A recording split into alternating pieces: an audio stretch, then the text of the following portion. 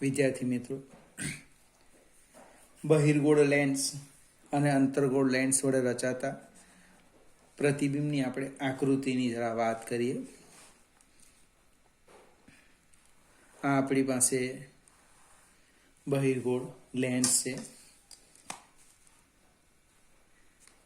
આ એની મુખ્ય અક્ષ, આપણે આને ઓપ્ટિકલ કેન્દ્ર કહી દઈએ. હવે કોઈક વસ્તુને આ રીતના મૂકી દઈએ, નામ આપો એ બી. એમાંથી અક્ષને સમાંતર કિરણ એટલે આ રીતના વક્રીભવન અનુભવી બીજા મુખ્ય કેન્દ્રમાંથી પસાર થાય છે. બીજું એક કિરણ લઈએ, એ પ્રથમ મુખ્ય કેન્દ્રમાંથી પસાર થાય. ફિગર જોજો, આ આપણે F2 કહીએ અને આપણે F1 કહીએ. બીજા મુખ્ય કેન્દ્રમાંથી પસાર થાય, વક્રીભવન અનુભવી અક્ષને સમાંતર જાય. આમ આ બંને વક્રીભૂત કિરણ જ્યાં મળે એ શું છે? આ એ છે, એનું પ્રતિબિંબ A ડેશ. A ડેશમાંથી અક્ષ પર લંબ દોરી દેવું એટલે A dash B dash A AB નું પ્રતિબિંબ થવાનું. ત્રીજું પણ કિરણ લેવાય, બને ઓપ્ટિકલ કેન્દ્રોમાંથી પસાર થતું કિરણ જે વિચલન અનુભવ્યા સિવાય સીધી દિશામાં ગતિ કરે છે. આ બહિર્ગોળ લેન્સની વાત કરી. અંતર્ગોળ લેન્સની વાત કરીએ, જેને આપણે ચર્ચા પણ નહીં કરીએ ઘણી વખત. આ રીતના આમ અંતર્ગોળ લેન્સ. આ એની મુખ્ય અક્ષ લઈએ. હવે અક્ષને સમાંતર કિરણ પહેલા લઈએ આપણે, A B. આ રીતે અક્ષને સમાંતર કિરણ અને એ આમ નીકળી જશે. એને વક્રીભવન અનુભવી આ દિશામાં જાય, એને આપણે પાછળ લંબાવીએ એટલે આમ આવવાનું. ઓપ્ટિકલ કેન્દ્રમાંથી કિરણ લઈએ, આમ એને પાછળ લંબાવીએ એટલે અહીંયા આપણને બિંદુવત વસ્તુનું એનું પ્રતિબિંબ મળવાનું. A ડેશ અહીંયા લખી દેવું, B ડેશ.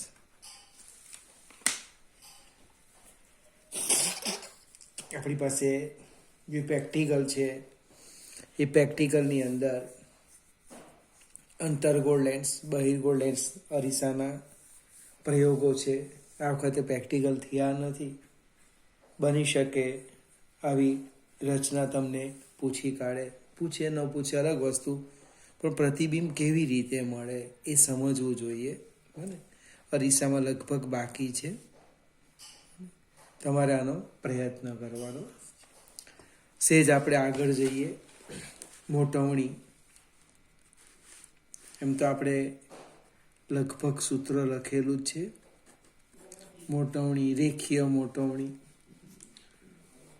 પ્રતિબિંબ ઊંચાઈ અને વસ્તુ ઊંચાઈના ગુણોત્તરને મોટવણી કહે છે. M બરાબર પ્રતિબિંબ ઊંચાઈ છેદમાં વસ્તુ ઊંચાઈના ગુણોત્તરને રેખીય મોટવણી કહે છે. આપણે હમણાં જે ફિગર પાડી એ જ આકૃતિ પાછી જોઈએ.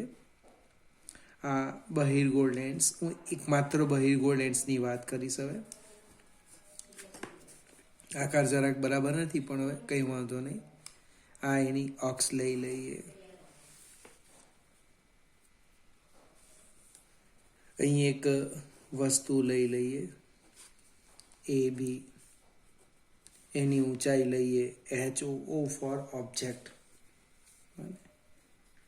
વસ્તુ F અને 2f વચ્ચે મૂકી છે. જ્યાં હશે ત્યાં આપણે આપણી રીતના વર્ક કરીએ. આમ અક્ષને સમાંતર કિરણ વક્રીભવન અનુભવી આમ જાય છે. બીજું ઓપ્ટિકલ કેન્દ્રનું લઈએ, સીધું જ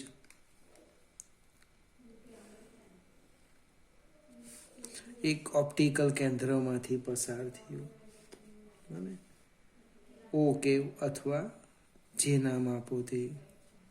આમ બંને આ બિંદુ પાસે વક્રીભૂત કિરણ મળે અને એ ડેશ કેવું લંબ દોરી દઈએ. લંબ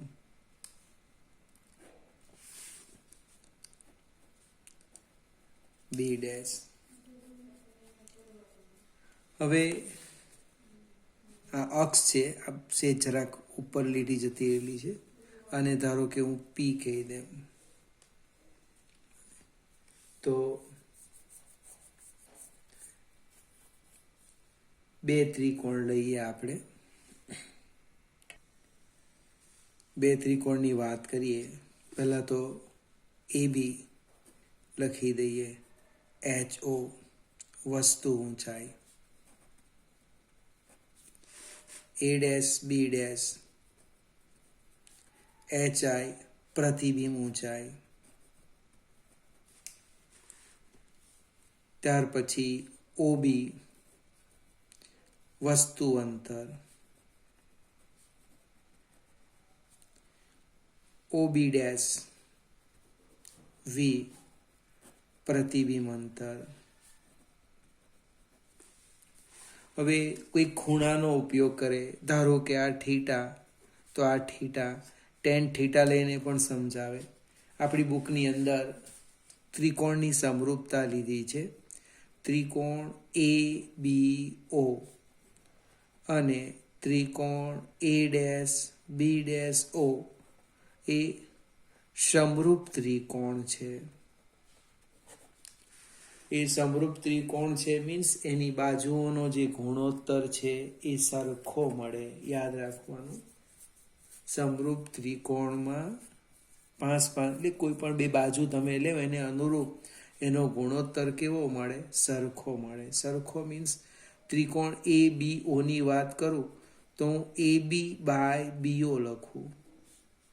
તો આ બાજુ ત્રિકોણ A ડેશ બી ડેશ ઓમાં AB ને અનુરૂપ A ડેશ બી ડેશ અને BO ને અનુરૂપ લખી દે બી ડેશ O. બંને કેવા મળે? સરખા મળે. ગુણોત્તર સરખો, બાજુ નહીં. હવે બધી જ કિંમત મૂકી દઈએ તો કે AB વસ્તુ ઊંચાઈ HO, BO અથવા OB લખું, OB માઇનસ U આપાત કિરણની વિરુદ્ધ દિશામાં. સંજ્ઞા પદ્ધતિ લીધી, આપાત કિરણની વિરુદ્ધ દિશામાં. એ જ પ્રમાણે A dash B dash minus HI અને OB ડેશ એ પ્લસ આવશે. આ અક્ષની નીચેની બાજુ ઋણ, ઉપર પ્લસ તો આ માઇનસ, ઉપર માઇનસ તો આ પ્લસ. આ નિયમ તો ફિક્સ છે. આપાત કિરણની દિશાના અંતર પ્લસ, આ V પ્લસ થશે અને U આમ જવાના એટલે માઇનસ. આ બધી જ કિંમત મૂકી દઈએ. HO by BO minus U બરાબર A dash B dash minus HI upon V. એટલે સાદું રૂપ આપીએ HI upon HO V by U. બને HI અપન HO બરાબર V બાય U. એટલે મોટવણીનું સૂત્ર આવી ગયું, M બરાબર V બાય U. હવે સાચા પ્રતિબિંબ માટે મોટવણી ઋણ આવે અને આભાસી પ્રતિબિંબ માટે મોટવણી કેવી આવશે? ધન આવશે. કારણ શું છે?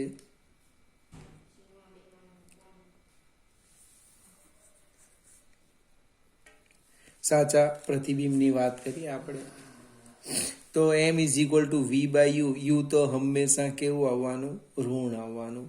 સાચું પ્રતિબિંબ લેન્સની બીજી બાજુ એટલે V પ્લસ આવશે. ઓછા વત્તા ઓછા એટલે ઋણ આવે. અને પ્રતિબિંબ જો સાચું છે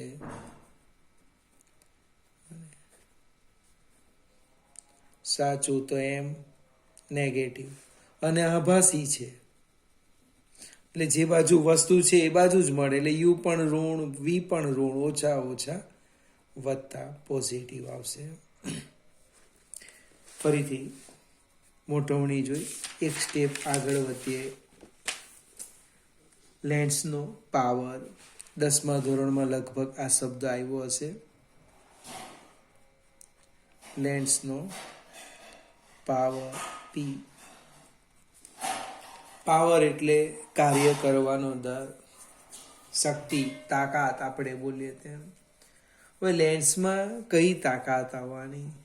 લેન્સનો પાવર એટલે તો તમે લેન્સ પર, ધારો કે મારી પાસે આ બહિર્ગોળ લેન્સ છે, એ બહિર્ગોળ લેન્સ પર તમે અક્ષને સમાંતર કિરણો આપાત કરો, અંતર્ગોળ લેન્સ હોય તો પણ આપાત કરો, તો એ લેન્સ વડે એ પ્રકાશના કિરણોને કેન્દ્રિત, બહિર્ગોળ લેન્સ હોય તો કેન્દ્રિત અને અંતર્ગોળ લેન્સ હોય તો વિકેન્દ્રિત કરવાની જે તાકાત છે, શક્તિ છે, માપ છે, ક્ષમતા છે, એને લેન્સનો પાવર કહે છે. કે તમે આજે અક્ષને સમાંતર કિરણ આપાત કીધું, એ વક્રીભવન અનુભવી એને અક્ષ પર કયા બિંદુ પાસે કેન્દ્રિત કરે, અહીંયા કરે, અહીંયા કરે, અહીંયા કેટલા નજીક કરે, બને એને કેન્દ્રિત, અથવા એને કેટલા અંતર્ગોળો તો કેટલા છૂટા પાડી દે, કેન્દ્રિત કે વિકેન્દ્રિત. લેન્સ વડે, વાક્ય રચના જોજો એકદમ ધીમેથી, લેન્સ વડે આપાત પ્રકાશના કિરણોને કેન્દ્રિત કે વિકેન્દ્રિત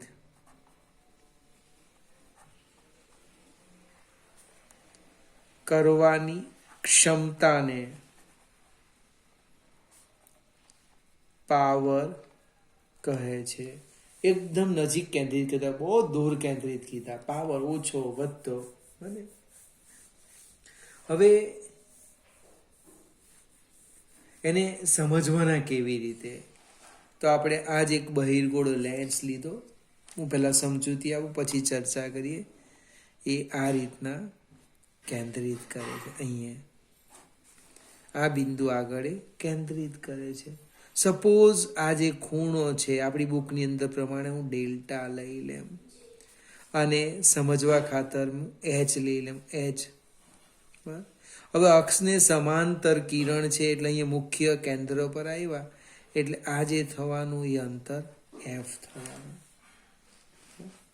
તો કે ટેન ડેલ્ટા હું આ રીતના લખું આકૃતિ પરથી, હજુ આપણે પાવર શીખા નથી. ટેન ડેલ્ટા તો કે સામેની બાજુ ભાગ્યા પાસેની બાજુ, એચ બાય એફ. હવે ડેલ્ટા નાનો હોય તો તમે ten delta equal to delta લખી શકો, એટલે કે ten delta equal to delta બરાબર એચ બાય એફ. ધારો કે હું એચ 1 લઈ લેમ, 1 મીટર, તો ડેલ્ટા થાય 1/f. હવે વાંકા વાળી દીધા, કાં તો કે અહીંયા ખૂણો બને, અહીંયા ખૂણો જુદાવાનો, આટલે ખૂણો જુદાવાનો, આ ખૂણો જુદાવાનો, આ ખૂણો જુદાવાનો, બધા ખૂણાઓ કેવા આવવાના? અલગ અલગ આવવાના. બને તો જેમ ઓપ્ટિકલ કેન્દ્ર ધ્રુવની નજીક આવશે તેમ ખૂણો એનો મોટો આવવાનો. ખૂણો ક્યારે મોટો આવે? તો કે છેદ નાનો હોય, કેન્દ્ર લંબાઈ, એને શું કહેવાય? પાવર કહેવાય. અને આપણે કહેવાના પાવર P બરાબર 1/f. હવે એની વ્યાખ્યા લખવું હોય તો લખીએ, અહીંથી લખાય, જો અહીંથી લખી દઈએ કે મુખ્ય અક્ષને સમાંતર 1 મીટર અંતરે રહેલા કિરણોને લેન્સ વડે બને મુખ્ય અક્ષ પર જેટલા કોણે કેન્દ્રિત કે અંતર્ગોળ હોય તો વિકેન્દ્રિત કરવામાં આવે, વિકેન્દ્રિત થાય તે કોણના ટેન્જન્ટ મૂલ્યને લેન્સનો પાવર પી કહે છે. ફરીથી મેં H1 લીધો છે, H1 લીધું એટલે 1/f. H કોણ છે તો કે અંતર છે. મુખ્ય અક્ષને સમાંતર 1 મીટર અંતરે રહેલા કિરણ જૂથને લેન્સ વડે મુખ્ય અક્ષ પર જે કોણે કેન્દ્રિત કરવામાં આવે અથવા અંતર્ગોળ લેન્સ હોય તો વિકેન્દ્રિત થાય તે કોણના ટેન્જન્ટ મૂલ્યને લેન્સનો પાવર કહે છે. ફરીથી એકને એક વાત, અહીંથી H મેં 1 લઈ લીધું એટલે મુખ્ય અક્ષથી કેટલા અંતરે? 1 મીટર અંતરે. અક્ષને સમાંતર રહેલા કિરણો વક્રીભવન અનુભવી મુખ્ય અક્ષ પર જે કોણ કેન્દ્રિત થાય અથવા વિકેન્દ્રિત થાય જે કોણે, તે કોણના ટેન્જન્ટ મૂલ્યને લેન્સનો પાવર કહે છે. 10મા ધોરણમાં આ નહોતું શીખાયું, આટલું જ આવતું હતું. કેન્દ્ર લંબાઈના વ્યસ્તને પાવર કહે છે. કેન્દ્ર લંબાઈ નાની, પાવર મોટો. કેન્દ્ર લંબાઈ મોટી, પાવર નાનો. આને તમારે યાદ રાખવાનું છે. આંખની જે ખામી છે એ ખામીનો ઉપયોગ આપણે આની મદદથી જ સમજવાના છે કે પડદાની આગળ કેન્દ્રિત થાય કે પાછળ થાય, એને પડદા પર લાવવા શું કરવાના. હવે લેન્સના આપણી પાસે 2 પ્રકાર છે. 2 પ્રકાર એટલે એક અંતર્ગોળ અને એક બહિર્ગોળ. આ બહિર્ગોળ અને એક બીજો લખી દઈએ અંતર્ગોળ. બહિર્ગોળ લેન્સની કેન્દ્ર લંબાઈ પ્લસ અંતર્ગોળ લેન્સની કેન્દ્ર લંબાઈ કેવી? ઋણ. એનો અર્થ આનો જે પાવર છે એ પોઝિટિવ મળે, આનો પાવર નેગેટિવ મળે. અંતર્ગોળ લેન્સનો પાવર ઋણ અને બહિર્ગોળ લેન્સનો પાવર પ્લસ. હવે આ જે પાવર છે એનો એકમ છે ડાયોપ્ટર અને એને ડી લખતા છે, પાવરનો યુનિટ. બને 1 ડી બરાબર 1 મીટર ઇનવર્સ. હવે તકલીફ કઈ છે તે સમજાવું. તમે બહિર્ગોળ લેન્સ, અંતર્ગોળ લેન્સની વાત કરો તો એની કેન્દ્ર લંબાઈ સેન્ટીમીટરમાં જ લખેલી હોય, એને તમારે મીટરમાં ફેરવવાનો, પછી આમાં કિંમત મૂકવાની. ધારો કે લેન્સનો પાવર એમ કે +2D છે. પ્લસ લખો એનો અર્થ એ વ્યક્તિનો જે લેન્સ છે એ બહિર્ગોળ આવવાનો. માઇનસ લખે એનો અર્થ એ વ્યક્તિનો લેન્સ અંતર્ગોળ આવવાનો. તો એ લેન્સની કેન્દ્ર લંબાઈ શોધો તો કે F બરાબર 1/P એટલે 1/2. 1/2 એટલે કેટલા થવાના? 0.5 મીટર. 0.5 મીટર એટલે કેટલા થવાના? 50 સેન્ટીમીટર. ફરીથી ઓબ્જેક્ટિવ પૂછાશે, કોઈ ઉતાવળ નહીં કરવાની, આ કોઈ થિયરી નથી, બસ આટલું એક સૂત્ર આવડવું જોઈએ. પાવર P બરાબર 1/F. પછી બહિર્ગોળ લેન્સનો પ્લસ અને અંતર્ગોળ લેન્સનો માઇનસ. થોડી ચર્ચા આપણે સંયોજનમાં કરીશું. ટૂંકમાં હમણાં ખાલી આ પાવર આપ્યો તો એની મદદથી કેન્દ્ર લંબાઈ શોધી કાઢી. કેન્દ્ર લંબાઈ આપેલી છે 50 સેન્ટીમીટર, પાવર શોધો તો 1/50 નહીં લખવાનું, 1/0.5 લખવાનું. કેમ? તો કે પાવરનો એકમ મીટર ઇનવર્સ છે, મીટર, સેન્ટીમીટર નથી. એટલે ઓબ્જેક્ટિવમાં કાળજી રાખવાની. હવે આપણે સંયોજનની વાત કરીએ. કોનું સંયોજન એ હમણે લખતા નથી, ખાલી જસ્ટ સમજવા પ્રયત્ન કરીએ. સંયોજનમાં આપણે 2 બહિર્ગોળ લેન્સ લઈએ. ફરીથી માત્ર એક થિયરી છે સમજવા માટે, પછી એમાં તમે ફેરફાર કરી નાખો. 2 અંતર્ગોળ લેવ, 2 બહિર્ગોળ લેવ, 1 બહિર્ગોળ અને 1 અંતર્ગોળ લેવ, જે લેવું હોય તે. પણ કોનું સંયોજન? પાતળા લેન્સોનું સંયોજન. મારી પાસે 2 બહિર્ગોળ લેન્સ છે, A અને B.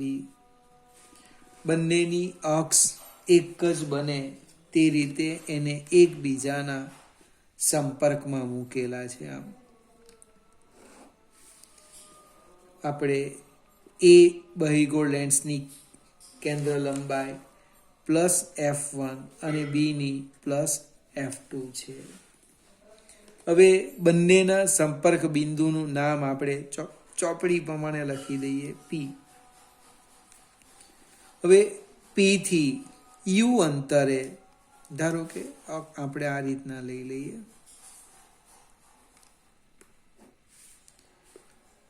P થી U અંતરે એક બિંદુવત વસ્તુ O રહેલી છે. હવે લેન્સ એ વડે એનાથી રચાતું પ્રતિબિંબ, ધારો કે આપણને અહીંયા મળે છે I', તો આ જે અંતર થશે એ V' થશે. લેન્સ એનું જે પ્રતિબિંબ છે એ લેન્સ B માટે વસ્તુની ગરજ દર્શાવે, અને એનું અંતિમ પ્રતિબિંબ ધારો કે અહીંયા I પાસે મળ્યું. આ જે અંતર છે એને આપણે V કહીશું. ફરીથી માત્ર સમજૂતી છે. આકૃતિમાં શું દર્શાવેલું છે કે F1 અને F2 કેન્દ્ર લંબાઈ ધરાવતા 2 પાતળા બહિર્ગોળ લેન્સ A અને B ને એકબીજાના સંપર્કમાં મૂક્યા છે. બંને લેન્સની અક્ષ કેવી છે? એક જ છે. લેન્સ A થી U અંતરે, હવે છૂટું પાડી દઈએ અહીંથી, લેન્સ A ની વાત કરું. લેન્સ A થી U અંતરે રહેલી વસ્તુ O નું પ્રતિબિંબ ક્યાં મળે છે? I' પાસે મળે છે. બીજું સ્ટેપ લખું. લેન્સ A નું પ્રતિબિંબ, લેન્સ A વડે રચાતું પ્રતિબિંબ એ લેન્સ B માટે, અને લેન્સ B માટે વસ્તુ તરીકે વર્તે છે. ફરીથી, લેન્સ A વડે રચાતું પ્રતિબિંબ એ લેન્સ B માટે વસ્તુ તરીકે વર્તે છે. અને અંતિમ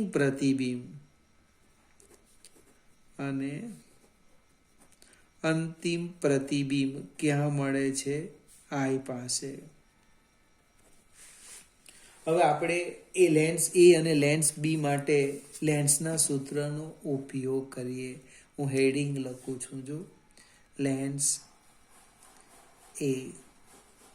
તો લેન્સ A માટે લખું છું -1/u +1/v' બરાબર 1/f1.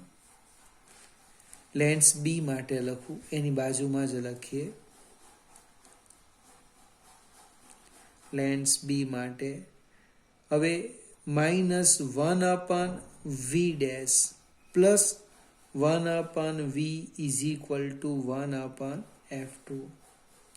લેન્સ B માટે વસ્તુ અંતર એ V' થશે, V'. હવે આને સમીકરણ 1 કહેવું અને સમીકરણ 2 કહેવું. સમીકરણ 1 અને 2 નો હું સરવાળો કરું ને, સમીકરણ 1 વત્તા સમીકરણ 2 શું થવાનું? -1/u plus 1/v dash minus 1/v dash plus 1/v બરાબર જમણી બાજુનો સરવાળો 1/f1 પ્લસ 1/f2. લગભગ આ બે નીકળી જાય તો બાકી શું રહે? -1/u પ્લસ 1/v બરાબર 1/f1 પ્લસ 1/f2 અને આપી દઉં સમીકરણ 3. હવે આ બે લેન્સને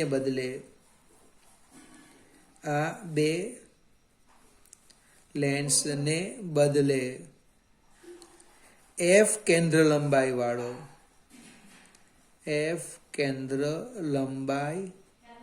વાળો લેન્સ થી u અંતરે વસ્તુ મૂકતા v અંતરે પ્રતિબિંબ મળે છે. ફરીથી આવું બધું ખાલી સમજવાનું, લખવાનું નથી. તો લખવાનું શું તે પણ હું તમને સમજાવું કે આ બે લેન્સોને સમતુલ્ય લેન્સની કેન્દ્ર લંબાઈ મેં f ધારી લેમ. એનો અર્થ શું છે? સમતુલ્યનો અર્થ જો વસ્તુ u અંતરે મૂકું તો પ્રતિબિંબ મને અહીંયા જ મળે. તો એ f એ આ બેને સમતુલ્ય કેન્દ્ર લંબાઈ કહેવાય. અવરોધ જેવું છે. ફરીથી એકવાર માત્ર સમજવા માટે, આ બે લેન્સને બદલે f કેન્દ્ર લંબાઈ વાળા લેન્સથી u અંતરે વસ્તુ મૂકતા v અંતરે પ્રતિબિંબ મળે. એટલે તરત જ આપણે આમ લખીએ કે -1/u plus 1/v is equal two 1/f. સમીકરણ 4. સમીકરણ 3 અને 4 ની ડાબી બાજુ સરખી જ છે. જો આ આપણું સમીકરણ 3 છે અને આ સમીકરણ 4. એટલે અહીંયા લખી દઈએ સમીકરણ 3 અને 4 પરથી શું થવાનું? સમતુલ્ય કેન્દ્ર લંબાઈ. હવે આપણા માટેનું અગત્યનું સ્ટેપ આવી ગયું. 1/f is equal two 1/f1 plus 1/f2 બને પ્લસ આ રીતના આપણે ઘણા બધા હોય તો લખી શકાય. હવે સંયોજન કોનું છે? તો કે એક પાતળા અને એક બહિર્ગોળ લેન્સ. એક પાતળો બહિર્ગોળ અને એક અંતરગોળ. તો બહિર્ગોળ માટે પ્લસ લેવું અને અંતરગોળ માટે અહીંયા માઇનસ આવશે. બંને અંતરગોળ છે તો બંને માઇનસ કરવાનું. હવે ઓબ્જેક્ટિવની વાત કરું. બહિર્ગોળ લેન્સ અને અંતરગોળ લેન્સ છે. જો અહીં લખું છું વાક્ય રચના. બહિર્ગોળ લેન્સ વત્તા અંતરગોળ લેન્સ. હવે એનું જે સમતુલ્ય કેન્દ્ર લંબાઈ એ f પ્લસ આવે તો સંયોજન બહિર્ગોળ લેન્સ તરીકે વર્તે, અને કેન્દ્ર લંબાઈ ઋણ આવે તો એ સંયોજન અંતરગોળ લેન્સ તરીકે વર્તે. બને એ સમતુલ્ય કેન્દ્ર લંબાઈ જો પ્લસ આવી તો લખી દેવું એ કોણ છે? બહિર્ગોળ. ઋણ આવી તો લખી દેવું અંતરગોળ.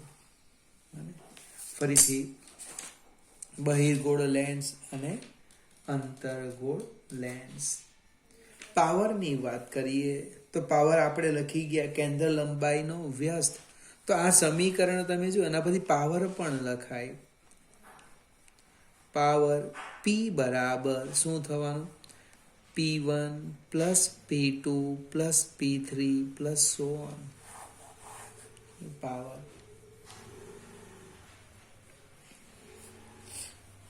એટલે સંયોજન પર આવી જાઓ ફરીથી. તમે બંને બહિર્ગોળ લેન્સ હશે તો પાવર પ્લસ મળશે, બંને અંતર્ગોળ લેન્સ હશે તો પાવર ઋણ મળશે. એક બહિર્ગોળ અને એક અંતર્ગોળ હોય તો સંયોજનનો પાવરની બે સંભાવના, એ પ્લસ પણ મળે, ઋણ પણ મળે. આ જ ભાઈ ઓબ્જેક્ટિવ છે. સેજ આગળ જઈએ. મોટવણી. મોટવણી કેવી રીતે લખવાનું? તો કે એમ બરાબર વી બાય યુ. જસ્ટ હમણે જ જોઈ ગયા. એમ બરાબર વી બાય યુ. પ્રતિબિંબ અંતર છેદમાં વસ્તુ અંતર. અને આપણે આમ પણ લખી શકીએ, જો V by V dash by U. લખાય કે નહીં લખાય ચેક કરજો. અહીંયા ગુણાકાર મૂકો, આ વી ડેશ તો નીકળી ગયા. પણ વી ડેશ બાય યુ એ તો M1. તમને કોણે કીધું?